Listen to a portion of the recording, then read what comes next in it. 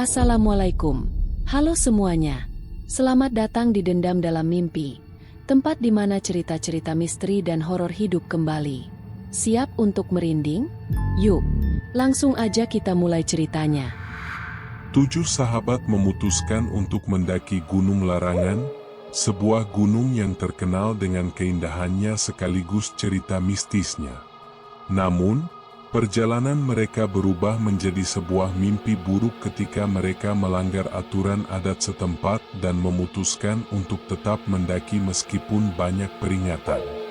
Perjalanan mereka diwarnai oleh kejadian aneh, misteri, dan kengerian yang tak pernah mereka bayangkan. Gunung Larangan, yang terletak di sebuah desa kecil di pelosok Jawa Barat, selalu menjadi perbincangan karena keindahan alamnya.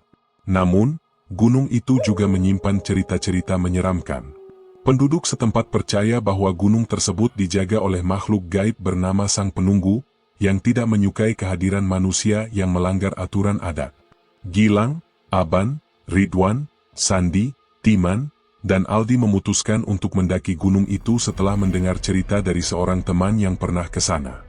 Mereka adalah sekelompok sahabat yang sering melakukan pendakian gunung di akhir pekan.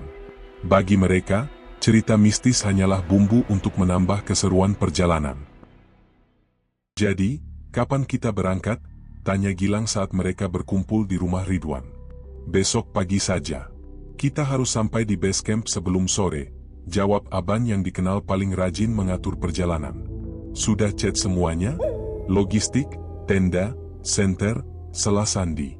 "Tenang, bro. Semua sudah siap," balas Timan sambil tersenyum. Esok paginya, mereka berangkat ke desa tempat Gunung Larangan berada. Sesampainya di sana, mereka disambut oleh suasana desa yang tenang dan penduduk yang ramah, tetapi tampak waspada. Seorang kakek tua mendekati mereka di base camp. "Anak-anak, kalian mau mendaki Gunung Larangan?" tanyanya dengan suara serak. "Iya, Kek. Kenapa memangnya?" tanya Ridwan. "Jangan macam-macam di sana. Jangan teriak-teriak, jangan buang sampah sembarangan, dan jangan pernah melewati batas hutan larangan. Ingat itu," ujar sang kakek dengan tatapan tajam. Mereka hanya mengangguk dan melanjutkan perjalanan. Di awal pendakian, suasana terasa menyenangkan. Mereka bercanda, mengambil foto, dan menikmati keindahan hutan. Namun, saat memasuki sore, kabut mulai turun, dan udara menjadi dingin. "Kok kabutnya cepat banget ya?" tanya Aldi sambil memegang jaketnya erat-erat. "Namanya juga gunung. Wajar kalau begini," jawab Aban santai. Namun, tiba-tiba mereka mendengar suara gemerisik di semak-semak. "Kalian dengar itu?" tanya Gilang, menghentikan langkahnya. "Mungkin cuma hewan," kata Sandi mencoba menenangkan.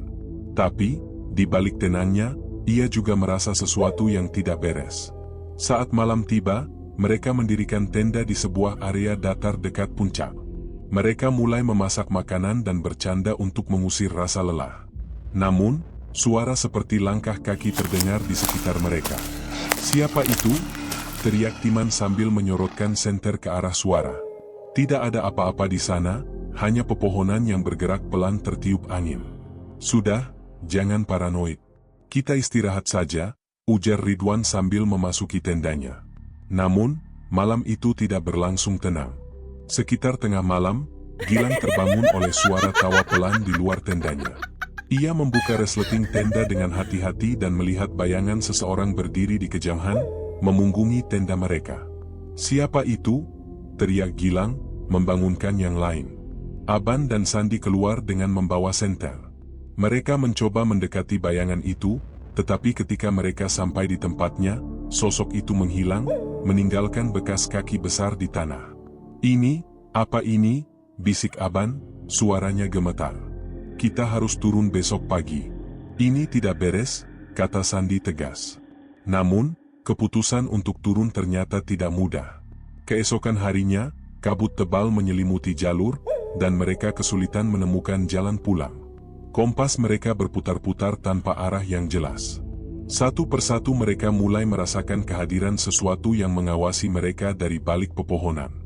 Di tengah kebingungan, mereka menemukan sebuah pohon besar dengan simbol aneh yang terukir di batangnya. Di bawah pohon itu, ada kain merah tergeletak. "Ini, bukan punya kita, kan?" tanya Aldi dengan suara bergetar. "Jangan sentuh apapun," teriak Aban, tetapi terlambat. Ridwan sudah mengambil kain itu. Tiba-tiba, angin kencang bertiup, dan suara jeritan panjang terdengar di seluruh hutan. Mereka panik dan berlari, tetapi jalan yang mereka ambil seolah membawa mereka kembali ke pohon yang sama. "Ini labirin. Kita terjebak," seru Timan.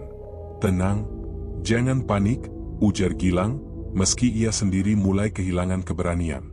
Malam itu, suara-suara aneh terus mengganggu mereka. Satu persatu mereka mulai hilang. Aldi ditemukan tak sadarkan diri di bawah pohon besar, sementara Ridwan hilang tanpa jejak.